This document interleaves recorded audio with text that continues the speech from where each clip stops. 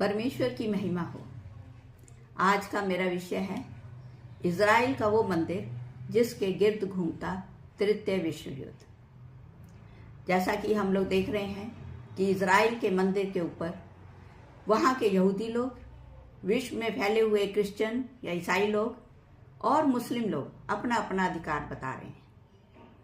आज हम देखेंगे कि आखिर ये मंदिर कब और कैसे तैयार हुआ।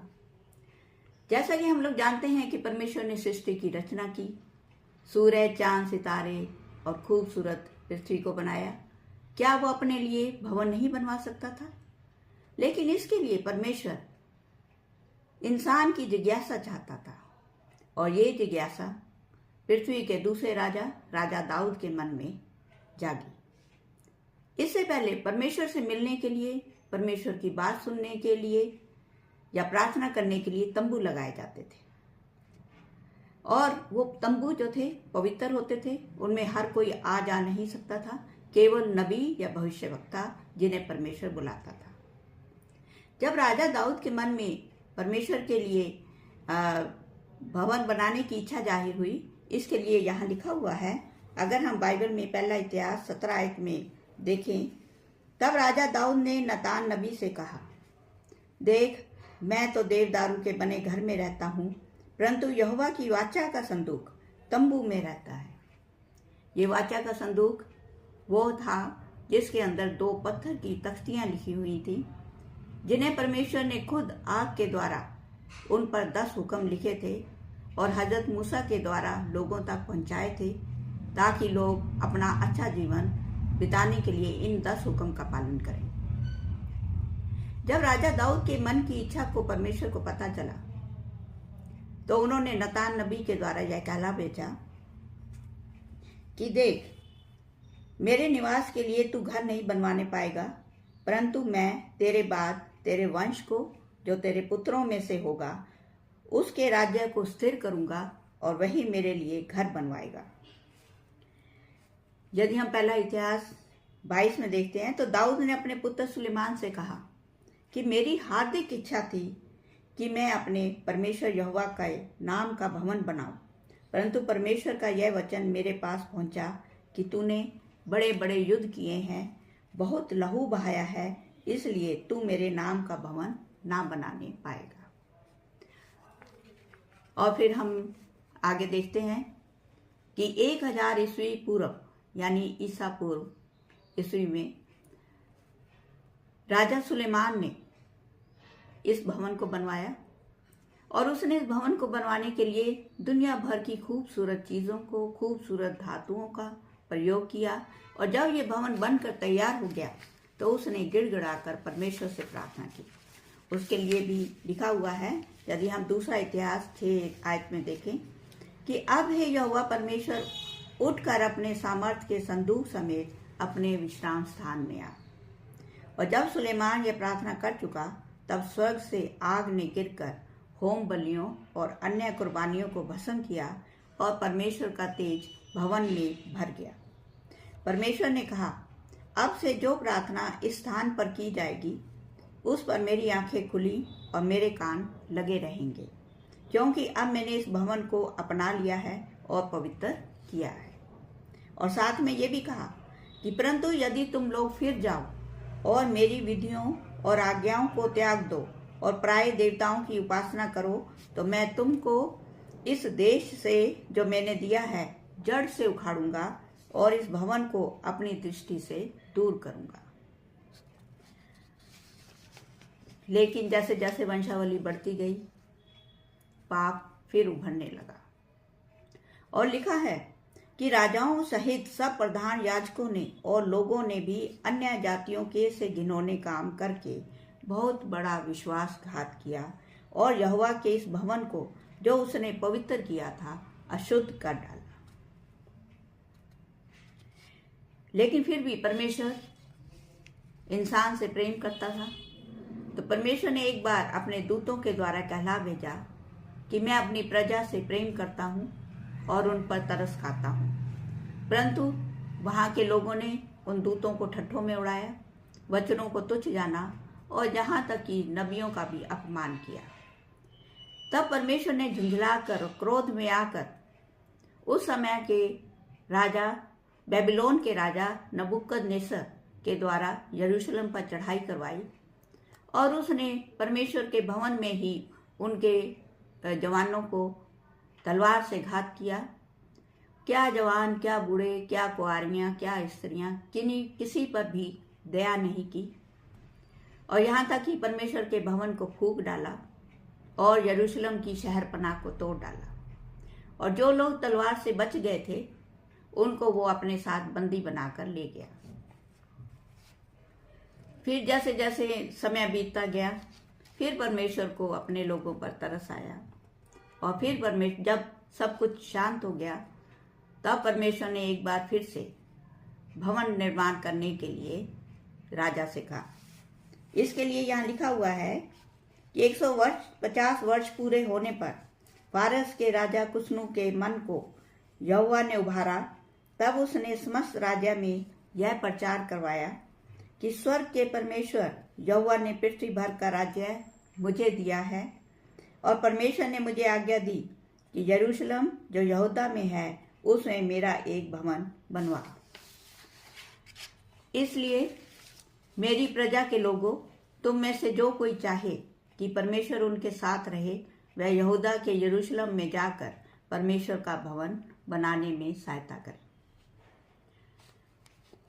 और फिर जो पात्र बेबीलोन का राजा नबूकदनेस्सर अपने साथ ले गया था उन्हें भी उसने वापस यरूशलेम में पहुंचवाया, जो लगभग सोने चांदी के 5400 पात्र थे। और लिखा है कि तब शालतिएल के पुत्र जरुब्बाबेल और योसादाक के पुत्र यीशु कमर बांधकर परमेश्वर के भवन को बनाने लगे और परमेश्वर के नबी हागे और जकरिया उनका साथ देते रहे। यदि हम बाइबल में एजरा 6 अध्याय में पढ़ें कि इस प्रकार यह भवन हागे और जकरिया नबी की नबूवत में राजा दारा के 6वें वर्ष में अदार महीने के 30 दिन को बनकर समाप्त हुआ।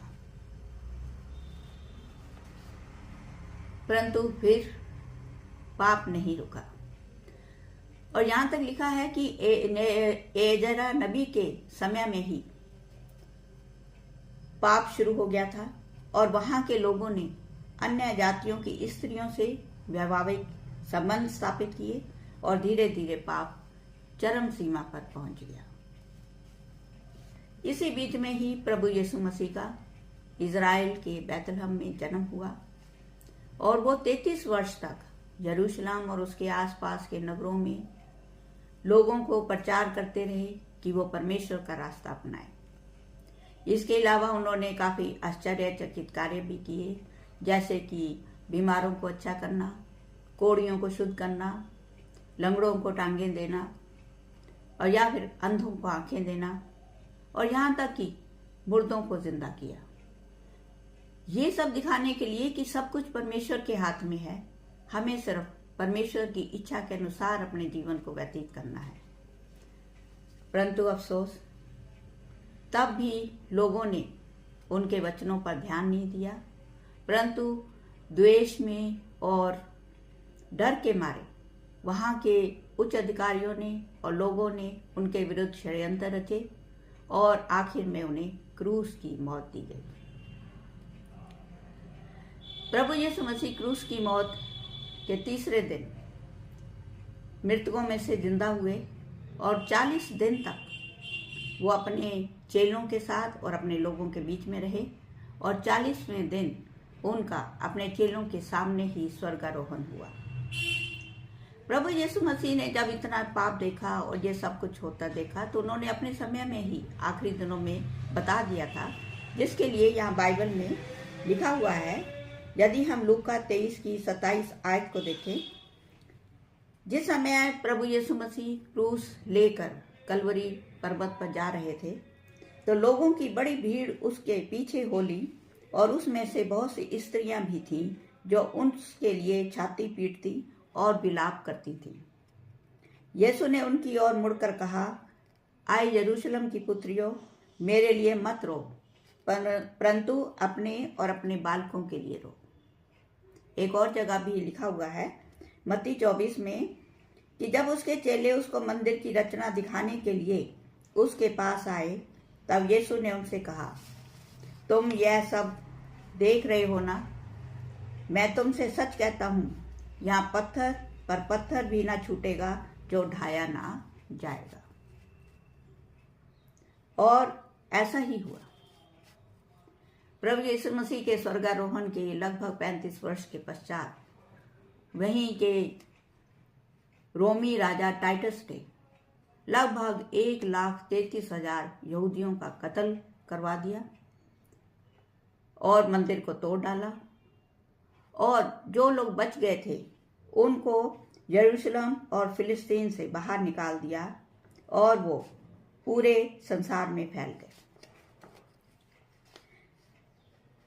और इस प्रकार लगभग 1900 वर्षों तक यहूदी लोग दर बदर फिरते रहे, और प्रत्येक देश में उनके साथ बहुत ही क्रूरता हुई, उनकी हत्याएं हुई, और उन्हें बहुत मुश्किलों का सामना करना पड़ा।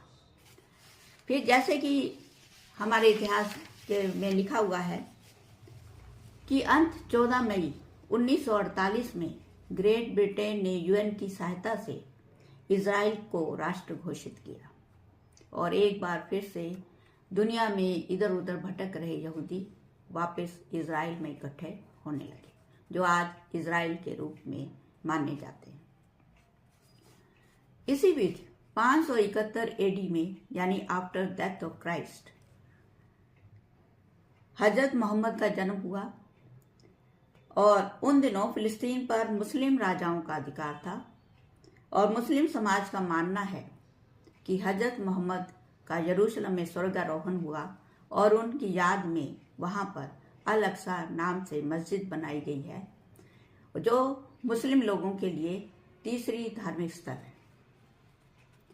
और इस प्रकार हम देख रहे हैं कि दो मंदिर की वजह से, प्रभु यीशु मसीह के क्रूसिफिकेशन और उनके स्वर्गारोहण की वजह से ईसाई लोगों में, और हजरत मोहम्मद की वजह से मुस्लिम लोगों के लिए ये धार्मिक स्थल बन गए। और अब जो कुछ भी हो रहा है वो भी हम सब लोग जानते हैं, लेकिन हमारी परमेश्वर से यही प्रार्थना है कि हम सबको परमेश्वर बुद्धि दे, ताकि हम धर्मों को अपनाएं, ना कि धर्मों के लिए लड़ें। धन्यवाद।